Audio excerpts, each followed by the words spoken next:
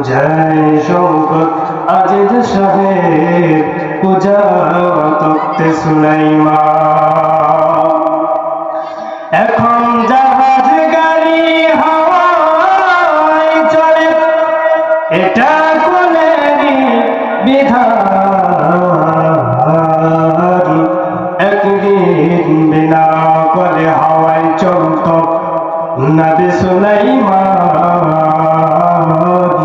মরশে মুসলমান ঠিক না বলেন ঐতিহ্যবাহী জেলা পঞ্চগড় সোনাহাট পঞ্চায়েত পাড়ায় যুব সমাজ উদ্যোগে আজ তাফসীরুল কোরআন মাহফিল সম্মানিত উপস্থিতি আমার সময় অল্প সময়ের ভিতরে আমি ভূমিকা ছাড়াই আলোচনা শুরু করতে চাই যদি আপনাদের অনুমতি পাই আপনারা কি রাজি আছেন ভাই আল্লাহ রাব্বুল আলামিন বলেন ইযহাব ইলা ফিরআউনা ইন্নাহু তাগা আল্লাহ পাক বলেন হে মূসা গাট্টি বাতি মূসা ফিরআউনের কাছে যাও কালেমার দাওয়াত দাও হযরত মূসা আলাইহিস সালাম রাব্বুল আলামিনকে বললেন রব্বুল আলামিন আমার একটা ভাই আছে তার নাম হারুন তাকে দেন নবুয়ত দুই ভাই মিলে দিলেন ইসলামের দাওয়াত আল্লাহ কই মূসা দুই ভাই মিলে গাট্টি বাতি মূসা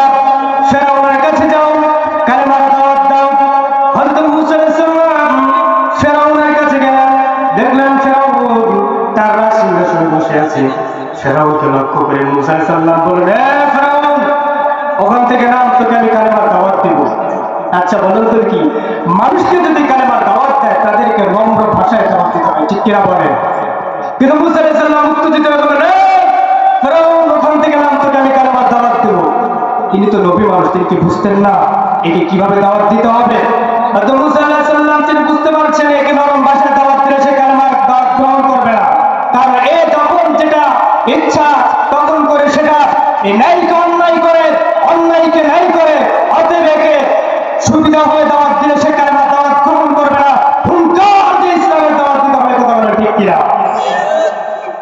হযরত মূসা আলাইহিস সালাম এইভাবে যখন তাকে হুঙ্কার দিল ফেরাউন তাকে দেখেই বুঝতে পেরেছে এই সেই মূসা এই মূসাকে ছোট্টবেলায় যে মূসা আমার কানের ভিতরে থাপ্পড় মেরেছিল নাকের ভিতরে থাপ্পড় মেরেছিল একটি থাপ্পড় খাওয়ার কারণে ফেরাউনের নাক ফাঁকা হয়ে গিয়েছিল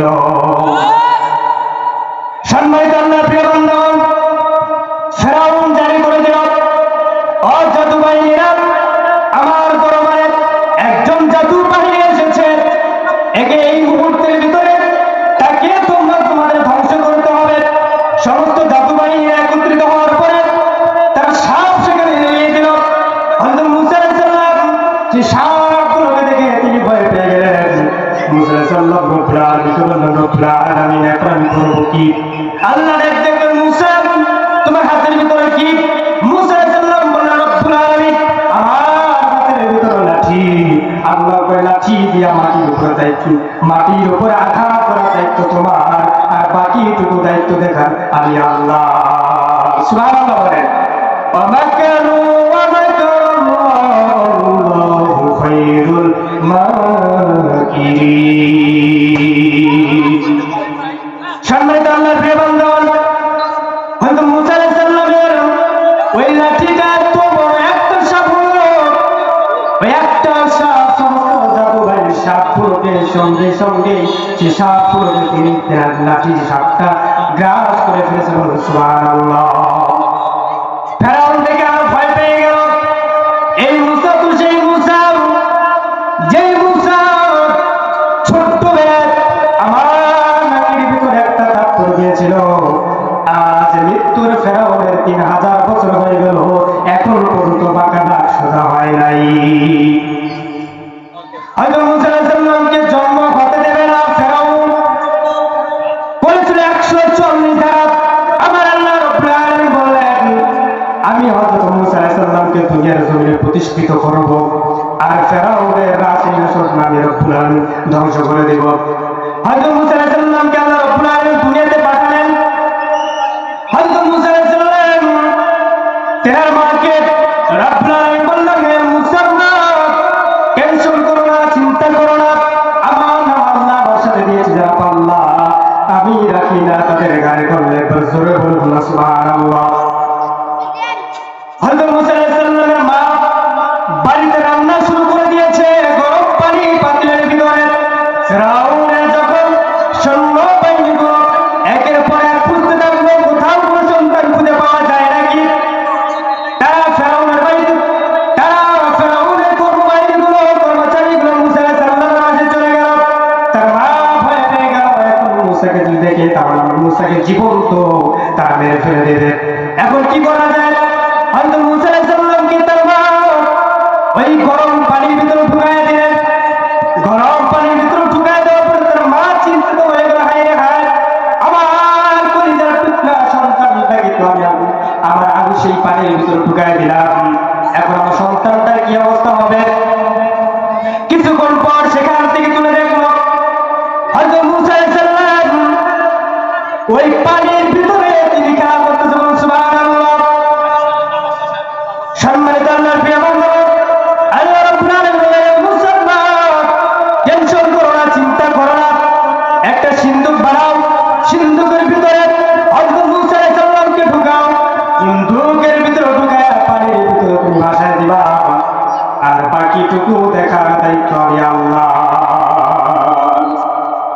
সম্মানিত ভাইয়েরা আমার, হযরত মুসা আলাইহিস সালামকে একটু সিন্দুকের ভিতরে ঢুকালেন এবং ঢুকানোর পরে হযরত মুসা আলাইহিস সালামকে যখন পানির ভিতরে ভাসায় দিলেন, হযরত মুসা আলাইহিস সালাম ভাসতে ভাসতে তিনি চলে গেলেন ফেরাউনের রাজসিংহাসনে, যেখানে নৌকাটি সেখানে তিনি পৌঁছে গেলেন। আমাদের একটি কথা আছে, যেখানে বাঘের ভয় ঠিক সেখানে রাখতে হয়। হযরত মুসা আলাইহিস সালামের মা হযরত মুসা আলাইহিস সালামকে ভাসিয়ে দিয়েছিল ফেরাউনের ভয়ে, কিন্তু মুসা আলাইহিস সালামের সিন্দুকটা সেই ফেরাউনের রাজসিংহাসনে পৌঁছে গিয়েছে।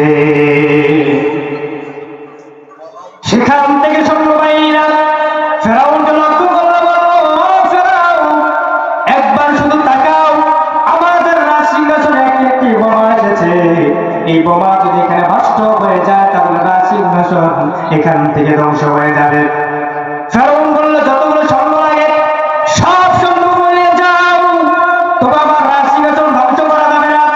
তারা রিস্ক নিয়ে ওই সিন্দুকটাকে তুললেন, তোলার পরে যখন সিন্দুকটা খুললেন আসলে সেখানে ভিতরে কোনো বোমা ছিল না, সেখানে আসমানের পূর্ণিমা চাঁদের মতো একটা সন্তান সেখানে রয়েছে। সুবহানাল্লাহ। সেখান থেকে লক্ষ্য করে ডাক দিয়ে বলছে, মাছিয়া,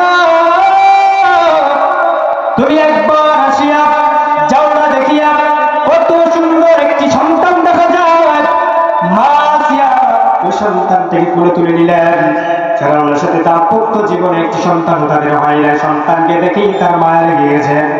সেখান থেকে লক্ষ্য করে ফেরাউনকে বলল, স্বামী আমার, তোমার আবার দাম্পত্য জীবনে কোন সন্তান হলো না, এই সন্তান যখন ভাসতে ভাসতে আমাদের রাজসিংহাসনে চলে এসেছে, এই সন্তানটাকে আমরা লালিত করতে চাই। ফেরাউন বলল, আসিয়া খবরদার কথা বলিও না, আমি এতদিন খুঁজেছি তার সে এখন বাস করে আমার ঘরে, তুমি কাকে খুঁজতেছো? এতদিন আমি যেই মুসাকে খুঁজতেছি সেই মুসা আজকে আমার বাড়িতে পৌঁছে গিয়েছে। আসিয়া বলছে, তুমি যেই মুসাকে হত্যা করার জন্য 36,000 বনি ইসরাইলের সন্তানকে হত্যা করেছ, সেই মুসার ভয় এখনো তোমার কলিজার ভিতর থেকে যায় নাই। ও ফেরাউন, স্বামী আমার শোনো, যদি সন্তানকে লালিত পালিত করার দায়িত্ব তুমি না নাও, এই সন্তানকে আমি চলে গেলাম, তোমার সংসার নিয়ে তুমি থাকো। ফেরাউন বলছে, কি রে, আসলে তুই তো বুঝলি না, তুই তো আমার স্ত্রী, তুই যেটাই বলবি ওইটাই আমি আছে। হযরত মুসা আলাইহিস সালাম কি ফেরাউনের হাতে তুলে দিলেন, তোমার দাম্পত্য জীবনে একটি সন্তান হতে বলা, এই সন্তানটাকে আদর করে একটু করে নাও। ফেরাউন সন্তানটাকে করে নিলেন, করে নেওয়ার পরে ছোট্ট মুসা আলাইহিস সালামকে যখন চুমু দিতে যাবেন, তখন মুসা আলাইহিস সালাম বাম হাতটা বের করে ফেরাউনের কানের ভিতরে থাপ্পড় মারতে চেয়েছিল, কিন্তু ফেরাউন তিনি একটু সরে গিয়েছেন। এই সরে যাওয়ার কারণে এই থাপ্পড়টা ফেরাউনের নাক বরাবর লেগে গেল। ফেরাউনের নাক বরাবর লাগার সাথে সাথে তার হাড্ডিটা, নাকের হাড্ডিটা ভেঙে চুরমাচার হয়ে গেছে। ফেরাউন চিৎকার করতেছে, আসিয়া, আসিয়া বলছে, কি বলছে? ও এত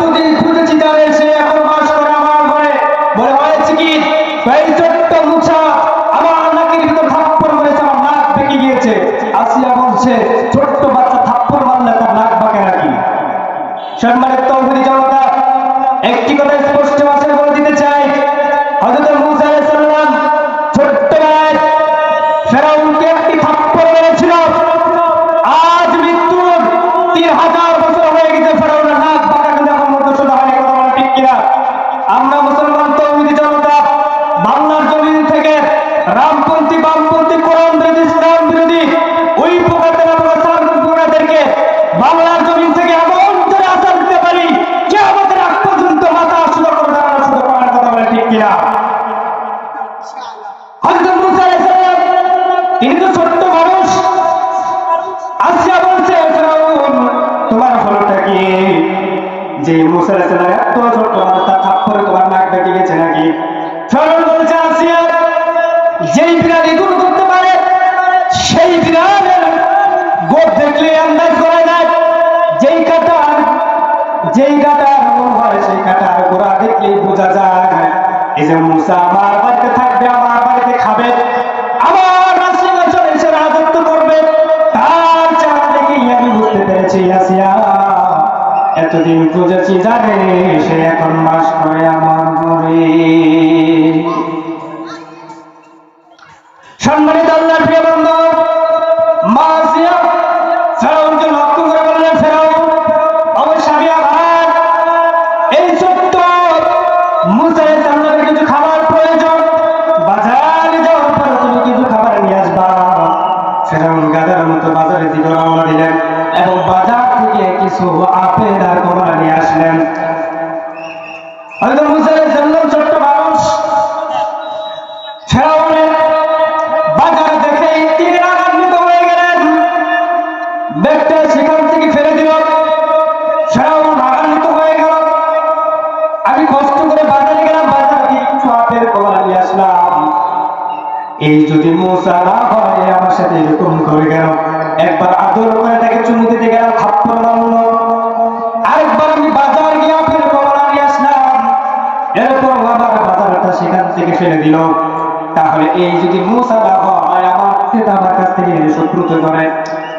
মাসিয়া বলছে, ফেরাউন ও স্বামী আমার, তোমার বুকের হাত দাও তো দেখি। হাত দিলেন, তো তোমার বুকের ভিতরে দাঁত আছে নাকি? কয়া দাঁত আছে, তো পিচ্ছির মুখে হাত দাও। দিলাম, পিচ্ছির মুখে কি দাঁত আছে? কয় না। তো পিচ্ছি কি আপেল কমলা খেতে পারে? পিচ্ছি কি খাবে? কথা বলে, পিচ্ছি দুধ খাবে, ছোট্ট বাচ্চা তো। ও যে তোমার আরেকটা থাপ্পড় দিয়ে তোমার কান ফাটিয়ে দেবে, এটা তোমার 14 গোষ্ঠীর কপাল।